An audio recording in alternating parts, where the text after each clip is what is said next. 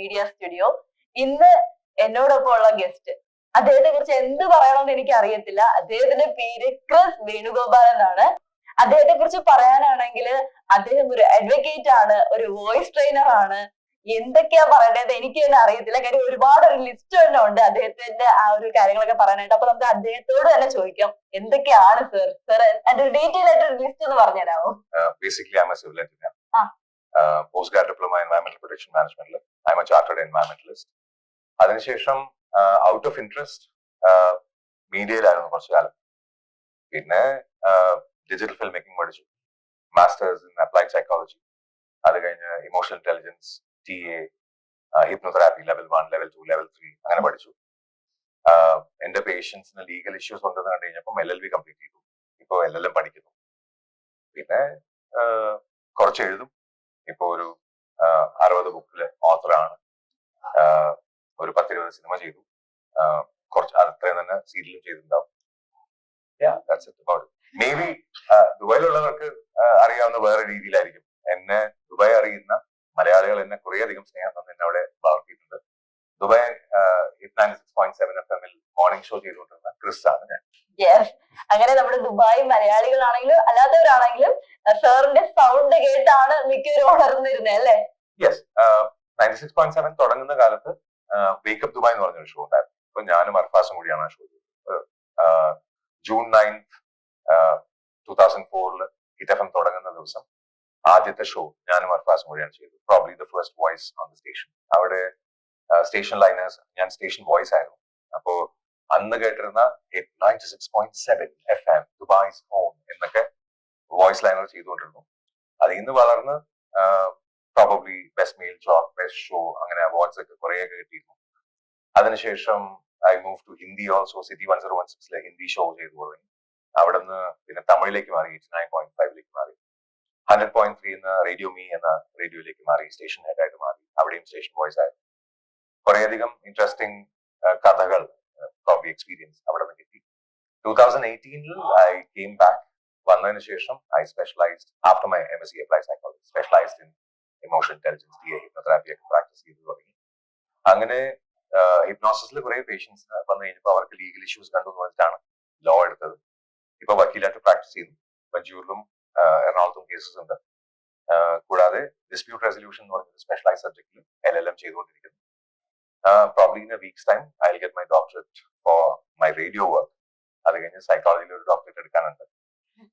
ഞാൻ പറഞ്ഞില്ലേ, സാറിനെ കുറിച്ച് ഞാൻ പറയാനാണെങ്കിൽ ഒരു പാരഗ്രാഫ് ഞാൻ ഇവിടെ പറയേണ്ടി വരും. അപ്പൊ സാറ് എന്താണ് എന്നതിലുപരി എന്തല്ല എന്ന് പറയുന്നതായിരിക്കും ഏറ്റവും എളുപ്പം. കാര്യം നമുക്ക് ഇന്നതാണെന്ന് പറഞ്ഞേക്കുന്നത് സാർ ഇന്നതല്ല, അതായിരിക്കും നമുക്ക് വിരലിലെണ്ണാൻ കൂടുതൽ എളുപ്പം. അത്രമാത്രം കഴിവുകളുള്ള ഒരു വ്യക്തിയാണ്. എന്നെ ഏറ്റവും അത്ഭുതപ്പെടുത്തുന്നത് പുള്ളിയുടെ വോയിസ്.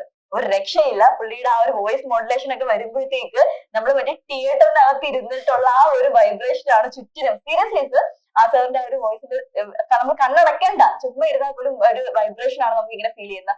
ഭയങ്കര രസമുണ്ട് കേൾക്കാൻ. സാറിന്റെ ആ ഒരു ഒരു മാഗ്നറ്റിക്, ഒരു നമ്മളെ വശീകരിക്കുന്ന ഒരു വോയിസ് ആണ്. അപ്പൊ സാറിന്റെ ആ ഒരു വോയിസ്, സാർ ഒരു വോയിസ് ട്രെയിനർ കൂടെ ആണെന്ന് പറഞ്ഞു. അപ്പൊ അതിനെ കുറിച്ചൊന്ന് നമുക്ക് നമ്മുടെ പ്രേക്ഷകർക്ക് വേണ്ടിയിട്ട് അതിനെ കുറിച്ചുള്ള കാര്യങ്ങളൊന്നും പറയാം. നമുക്ക് ശബ്ദമുണ്ട്, ശബ്ദം എങ്ങനെ യൂസ് ചെയ്യണമെന്ന് അറിയില്ല. അപ്പോ നമ്മൾ സംസാരിക്കുമ്പോൾ പലപ്പോഴും വഴക്കുണ്ടാവും. അതിന് കാരണം നമ്മൾ ശരിയായ രീതിയിലല്ല അതിന്റെ അർത്ഥം കണ്ടുകഴിയുന്നത്. കഥ പറയാൻ താല്പര്യമുണ്ട്, കഥ പറയാൻ അറിയില്ല. അത് എവിടെയാണ് എങ്ങനെയാണ് പറയേണ്ടതെന്ന് അറിയില്ല. അപ്പൊ സ്റ്റോറി ടെല്ലിംഗ് ഒരു പാറ്റേൺ എടുക്കാം, അല്ലെങ്കിൽ മോഡുലേഷൻസ് മനസ്സിലാക്കാം, എമോഷൻസ് എങ്ങനെ കൊണ്ടുവരാൻ അറിയാം. അപ്പോ ഇത് തന്നെയാണ് ഡബിങ്, ഇത് തന്നെയാണ് സിംഗിങ്, ഇത് തന്നെയാണ് റേഡിയോ ടോക്കിംഗ്, ഇത് തന്നെയാണ് സ്റ്റോറി ടെല്ലിംഗ്, ഇത് തന്നെയാണ് സ്റ്റാൻഡപ്പ് കോമഡി. ഇതെല്ലാം ഒന്ന് തന്നെയാണ്. ശബ്ദത്തിനെ എങ്ങനെ മിതമായി ഉപയോഗിക്കാം. അത് കോർപ്പറേറ്റ് വേൾഡിലാണെന്നുണ്ടെങ്കിൽ അത് സ്പീച്ച് ആയിട്ടോ പ്രസന്റേഷൻ ആയിട്ടോ വരാം. അല്ലെങ്കിൽ നമ്മൾ ശരിയായ രീതിയിൽ മോഡുലേറ്റ് ചെയ്തില്ല എന്നുണ്ടെങ്കിൽ വീട്ടിൽ പോലും അടിയുണ്ടാവാം. അപ്പൊ വഴക്കുണ്ടാകുന്നത് നമ്മുടെ മീനിങ് കൺവേ ചെയ്യുന്നത് വേറെ രീതിയിൽ. അപ്പൊ എക്സാമ്പിൾ പറയുകയാണെന്നുണ്ടെങ്കിൽ, നീ ഇത് എന്നോട് ചെയ്യുമെന്ന് ഞാൻ വിചാരിച്ചില്ല എന്നൊരു സിമ്പിൾ സ്റ്റേറ്റ്മെന്റ്, 6 വാക്കുകളുള്ള ഒരു സെന്റൻസ്. അതിൽ നീ ഇത് എന്നോട് ചെയ്യുമെന്ന് ഞാൻ വിചാരിച്ചില്ല, വേറെ ആർക്ക് വേണേലും ചെയ്യായിരുന്നു. നീ ഇത് എന്നോട് ചെയ്യുമെന്ന് ഞാൻ വിചാരിച്ചില്ല. നീ ഇത് എന്നോട് ചെയ്യുമെന്ന് ഞാൻ വിചാരിച്ചില്ല, വേറെ പലതൊക്കെ നീ ചെയ്യുമായിരിക്കും.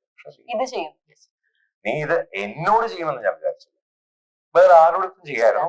ചെയ്യേണ്ടത് നീ ഇത് എന്നോട് ചെയ്യുമെന്ന് ഞാൻ വിചാരിച്ചില്ല. നീ പറഞ്ഞു, വോൺ ചെയ്തു, but still I didn't expect U. അല്ലെ, നീ ഇത് എന്നോട് ചെയ്യുമെന്ന് ഞാൻ വിചാരിച്ചില്ല, വേറെ എല്ലാരും വിചാരിച്ചു, എന്നോട് വോൺ ചെയ്തു, പക്ഷെ ഞാൻ വിചാരിച്ചില്ല. നീ ഇത് എന്നോട് ചെയ്യുമെന്ന് ഞാൻ വിചാരിച്ചതേ ഇല്ല. എന്ന് പറയുമ്പോൾ ഈ 6 സെന്റൻസിന് 6 ഡിഫറെന്റ് മീനിങ് ആണ്. ഇതുപോലെ ഭാര്യയോട് പോയി പറയാണ് നിന്നെ എനിക്ക് ഇഷ്ടമാണ് എന്ന് പറഞ്ഞു കഴിഞ്ഞാൽ വേറെ ആരെയൊക്കെയോ ഇഷ്ടമാണ്. അങ്ങനെയുള്ള മിസ്റ്റേക്സ് അതിനെ എങ്ങനെ പ്രോപ്പർ ആക്കാം, എവിടെയാണ് അതിന് മനസ്സിലാക്കേണ്ടത്. ഇതിന് വോയിസ് കോച്ചിങ് എന്നുള്ളൊരു ഒരു ഫുൾ മോഡ്യൂൾ ആയിട്ടാണ് യൂസ് ചെയ്യുന്നത്. അപ്പൊ വോയിസ് കോച്ചിങ്ങിനകത്ത് എങ്ങനെ ഇമോഷൻസ് കൊണ്ടുവരാം, എങ്ങനെ ഒരു പർട്ടിക്കുലർ ഇപ്പൊ റേഡിയോയിൽ പരസ്യങ്ങൾ നമ്മൾ കേൾക്കും, പരസ്യങ്ങളിൽ നോർമലായിട്ട് പറയേണ്ടത് വേറെയാണ്, അവസാനം പറയേണ്ടത് വേറെയാണ്. It's A rule.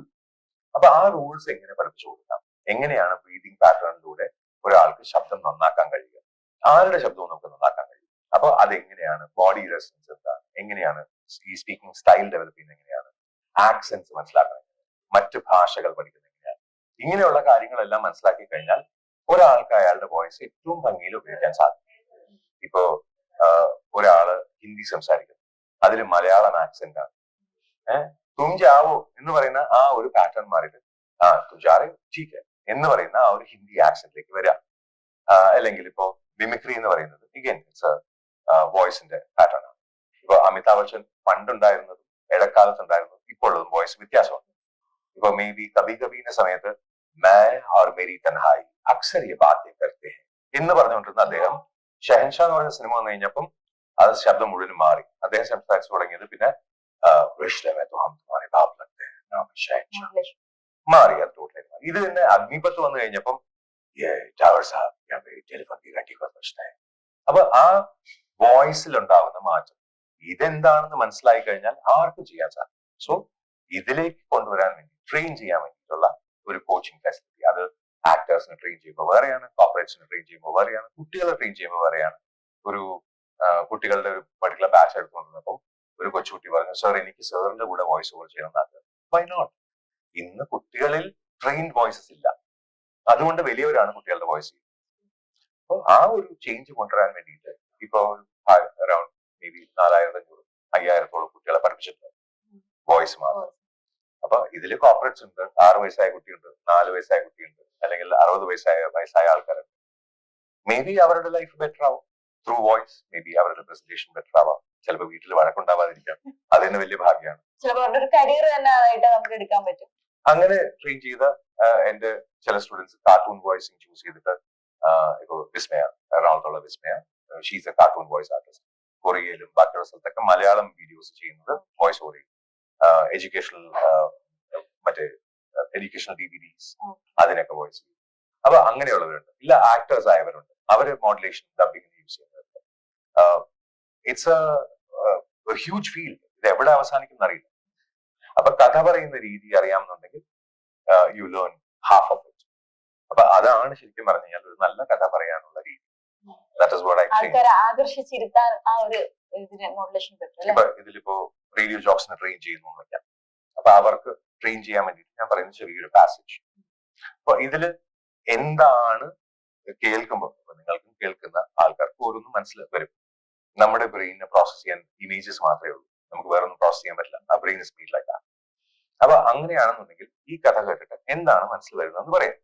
ഓക്കെ, ഒരു സായാഹ്നം ചെറുതായിട്ട് മഴയൊക്കെ പെയ്തിട്ടുണ്ടായിരുന്നു.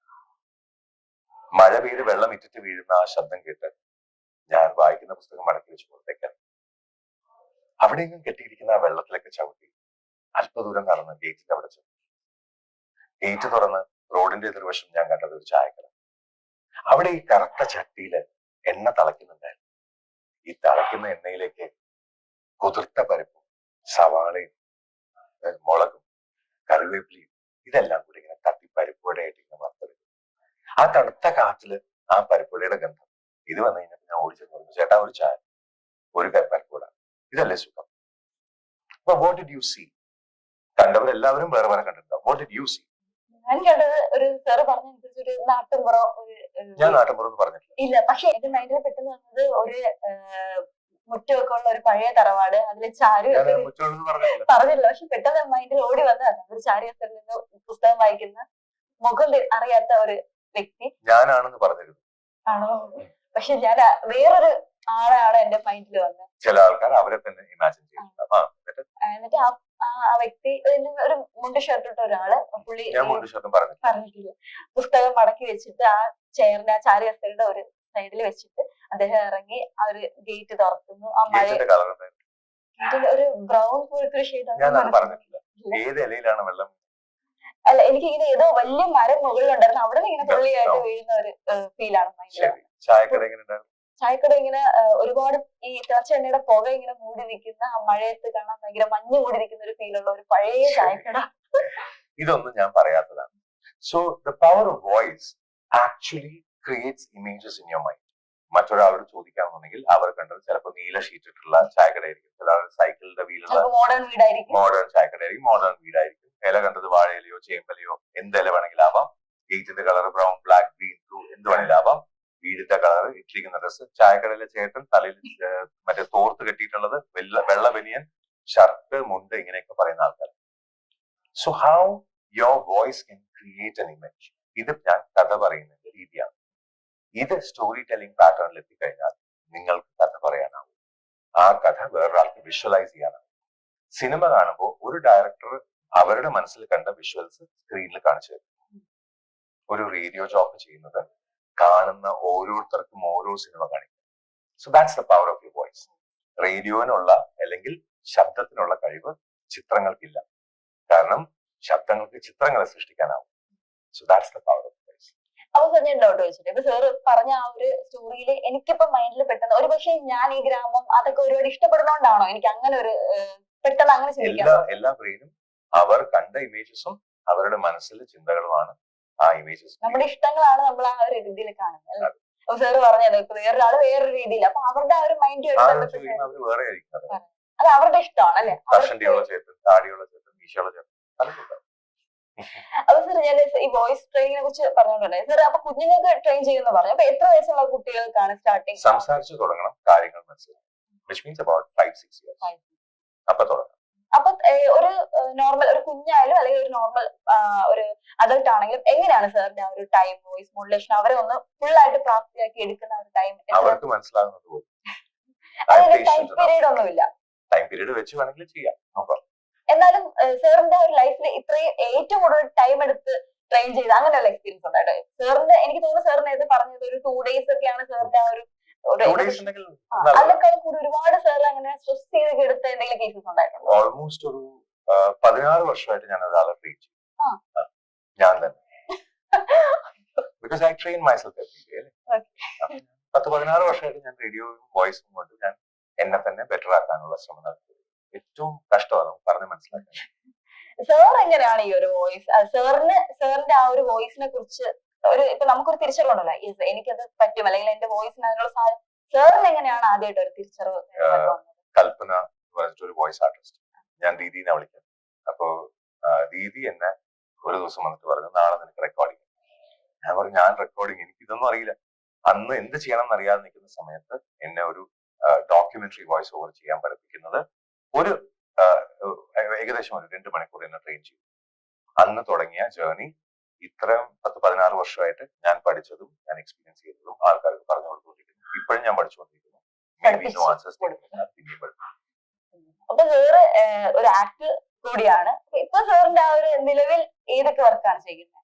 ഇപ്പോ ഏഷ്യനെറ്റിലും മൗനരാഗം, അതല്ലാതെ ഇപ്പൊ നമ്മളിപ്പോ ഇവിടെ ഉള്ള ഈ സെറ്റിൽ നമ്മൾ വർക്ക് ചെയ്തുകൊണ്ടിരിക്കുന്ന മഞ്ഞൾ വിരിഞ്ഞ പൂവുണ്ട്, അതല്ലാതെ ഭൂവൽസ്പർശം, പിന്നെ സിനിമകളാകുമ്പോൾ മറിയം, പുല്ല് എന്ന് പറഞ്ഞ കുറച്ച് സിനിമ തെലുഗു മൂവി ചെയ്യുന്നുണ്ട്. തമിഴിലെ മേധാവി എന്ന് പറഞ്ഞ സിനിമ പിന്നെ ചെയ്തുകൊണ്ടിരിക്കുന്നു. ഫുൾ മൾട്ടി ടാസ്കിംഗ് ആണല്ലേ, പലയിടത്തായിട്ട് അഡ്വക്കേറ്റ്, ഡോക്ടർ, അങ്ങനെ പല പല ഏരിയകൾ കവർ ചെയ്ത്. അപ്പൊ ഈ ഒരു ബിസി ലൈഫിൽ എങ്ങനെയാണ് ഇങ്ങനെ യാത്രകളും കാര്യങ്ങളൊക്കെ ആയിട്ട് ബിസി ആണോ എപ്പോഴും? യാത്ര ചെയ്യുന്ന സമയത്ത് നമുക്ക് വർക്ക് ചെയ്യാം. അപ്പൊ സാർ അതുപോലെ ഒരു ബുക്സിന്റെ കാര്യം പറഞ്ഞ സാർ 60ഓളം ബുക്സ് ഇത് എങ്ങനെയാ പബ്ലിഷ്? എല്ലാം പബ്ലിഷ്ഡ് മാത്രമാണ് ഞാൻ പറയുന്നത്, പബ്ലിഷ് ചെയ്യാത്ത ഇനിയുണ്ട്. ഓക്കെ.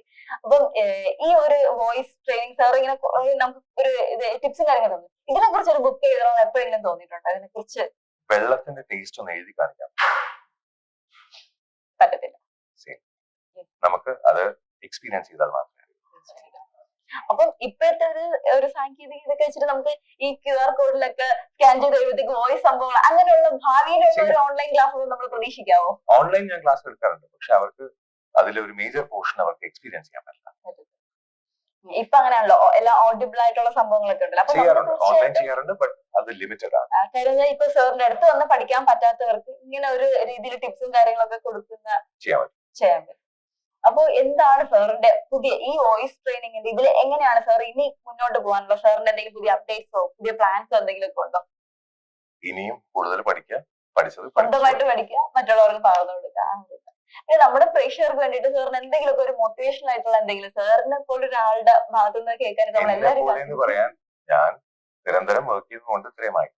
അല്ല അങ്ങനെയല്ല ഞാൻ പറഞ്ഞത്. ഇപ്പൊ എന്നെ സംബന്ധിച്ചാണെങ്കിൽ നമ്മൾ നോർമലി സംസാരിക്കുന്ന ഒരു കമ്മ്യൂണിക്കേഷൻ എന്നുള്ള രീതിയിലാണ് നമ്മൾ വോയിസ് യൂസ് ചെയ്യുന്നത്. അപ്പൊ അതിനേക്കാൾ ഉപരി വോയിസിൽ ഇത്രയും ഇമ്പോർട്ടൻസ് ഉണ്ട്, അല്ലെങ്കിൽ ഒരു സെന്റൻസിൽ ഇത്രയും ഇമ്പോർട്ടൻസ്, സ്ട്രെസ്സിനും ഇതിനൊക്കെ ഇമ്പോർട്ടൻസ് സാറിന്റെ ഭാഗത്ത് നിന്ന് സംസാരിച്ചപ്പോഴാണ് ഒരു സെന്റൻസിന്റെ 6 വേർഡ്സ് ഉള്ള സെന്റൻസിന് 6 അർത്ഥങ്ങള് സാറ് പറഞ്ഞു നമുക്ക് കൂടുതൽ ചിന്തിക്കുന്നത്. ഒരു 10 വാക്കുള്ള സെന്റൻസിന് almost around 2 million varieties of speaking കൊണ്ടുവരാൻ പറ്റും. 2 മില്യൺ ഒക്കെ കുറവാണ്, ചെയ്യാം, അത് കൂടുതൽ ചെയ്യാം. അപ്പൊ സാറിന്റെ ഭാഗത്ത് ഇങ്ങനെ കേൾക്കുമ്പോഴാണ് നമുക്ക് ഇങ്ങനെയും പറയാൻ പറ്റും. നമ്മൾ സാർ പറഞ്ഞ ഒരു സെന്റൻസ് അങ്ങ് പറയുന്നു പോകുന്നു, കമ്മ്യൂണിക്കേഷൻ അത്രയായി. ഇത്രയും അർത്ഥവും കാര്യങ്ങളൊക്കെ ഉള്ള സാറ് പറഞ്ഞപ്പോ നമുക്ക് മനസ്സിലായത്. അപ്പൊ ഇതിനെ കുറിച്ച് ഒരു എന്തെങ്കിലും നമ്മുടെ പ്രേക്ഷകരോട് പറയാമോ? നമ്മൾ സംസാരിക്കുമ്പോൾ സൂക്ഷിക്കേണ്ട കാര്യങ്ങൾ അല്ലെങ്കിൽ സംസാരത്തിൽ ശ്രദ്ധിക്കേണ്ട കാര്യങ്ങൾ? ആദ്യം ഒരു ഏത് സ്ക്രിപ്ചർ എടുത്താലും അതിനാദ്യം പറയുന്നത് ഒരു ശബ്ദത്തിനെ കുറിച്ചാണ്. ദ പ്രൈമോഡിയൽ സൗണ്ട്, അതാണ് നാസ പറയുന്ന പുറത്ത് കേൾക്കുന്ന സ്പീച്ചിലെ സൗണ്ട് എന്ന് പറയുന്നത്.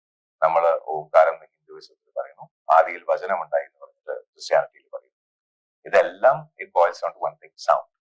ഈ ലോകത്ത് നമ്മൾ കേൾക്കുന്നതും കാണുന്നതുമായിട്ടുള്ള സൗണ്ട്സ് എല്ലാം ഒന്നിനൊന്ന് ഡിഫറെന്റ് ആണ്. അപ്പൊ അത് എന്താണെന്ന് മനസ്സിലാക്കാൻ ശ്രമിച്ചു തുടങ്ങിക്കഴിഞ്ഞാൽ നമുക്ക് ചെറിയൊരു ഫ്ലേവർ കിട്ടും. അത് പിന്നെ എങ്ങനെ വലുതായിക്കൊണ്ടേ പോകും. അതുപോലെ സാറ് നേരത്തെ പറഞ്ഞു ദുബായിലായിരുന്നു എന്ന് പറഞ്ഞു, അവിടെ കുറെ വർഷം അവിടെ ആയിരുന്നു. അപ്പം അവിടുത്തെ ആ ഒരു എക്സ്പീരിയൻസ് കാര്യങ്ങളൊക്കെ ഒന്ന് ഇവിടെ ഞാൻ ട്രിവാൻഡ്രത്തുള്ളപ്പോൾ എനിക്ക് ട്രിവാൻഡ്രത്തുള്ള ആൾക്കാരെ കാണാം, എറണാകുളത്തുള്ളവരെ കാണാം, കണ്ണൂർ പോയി കഴിഞ്ഞാൽ കണ്ണൂർ. ഇതിന് മൊത്തം യാത്ര ചെയ്യാൻ എനിക്ക് പ്രോബ്ലി ഒരു 10-12 മണിക്കൂർ എടുക്കും നോക്കാം, എന്നാലും എനിക്ക് കാണാൻ പറ്റുന്നത് കുറവാണ്. ദുബായ് പോലത്തെ ഒരു സ്ഥലത്ത് ഞാൻ 10 മിനിറ്റ് തിരിഞ്ഞു കഴിഞ്ഞാൽ എനിക്ക് കേരളം മൊത്തം കാണാം.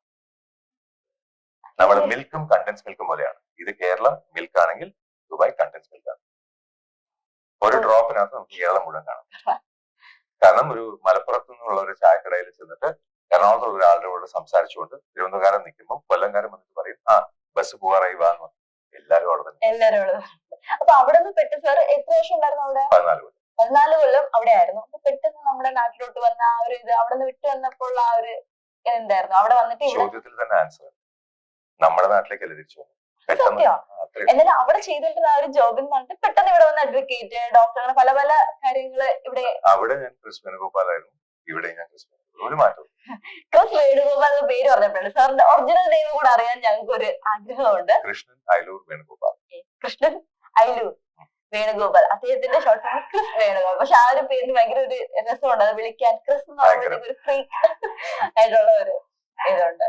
അപ്പൊ സാർ ഒരുപാട് നന്ദിയുണ്ട്. സാറിനെ പോലുള്ള ഒരാളെ നമ്മുടെ WM മീഡിയക്ക് കിട്ടിയത് തന്നെ നമ്മുടെ ഏറ്റവും വലിയൊരു പ്രിവിലേജ് ആയിട്ട് നമ്മൾ കരുതുകയാണ്. കാര്യം പുള്ളിയുടെ അടുത്ത് സംസാരിച്ചപ്പോൾ ഒരു സെന്റൻസ് അല്ലെങ്കിൽ ഒരു വാക്കിന് സ്ട്രെസ് ചെയ്യുന്നതിന് എന്തൊക്കെ ഇമ്പോർട്ടൻസ് ആണ് എന്നും കുടുംബത്തിന് വഴക്കുണ്ടാകാതിരിക്കാൻ എന്തൊക്കെ ശ്രദ്ധിക്കണമെന്നും ചെറിയൊരു സമയം കൊണ്ട് സാർ നമുക്ക് പറഞ്ഞു തന്നു. കുറച്ചും കൂടെ സമയം കിട്ടിയിരുന്നെങ്കിൽ സാറിന്റെ ഫുൾ കാര്യങ്ങൾ നമുക്ക് ചോർത്തി എടുക്കായിരുന്നു, വോയിസ് ട്രെയിനിങ്ങിന്റെ കാര്യങ്ങൾ.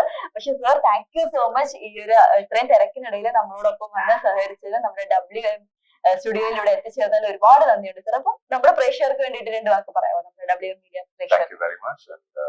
ഒരു വോയിസ് ആർട്ടിസ്റ്റിനെ കൊണ്ട് എന്താ പഠിപ്പിക്കാൻ you are enjoy WM media. Watch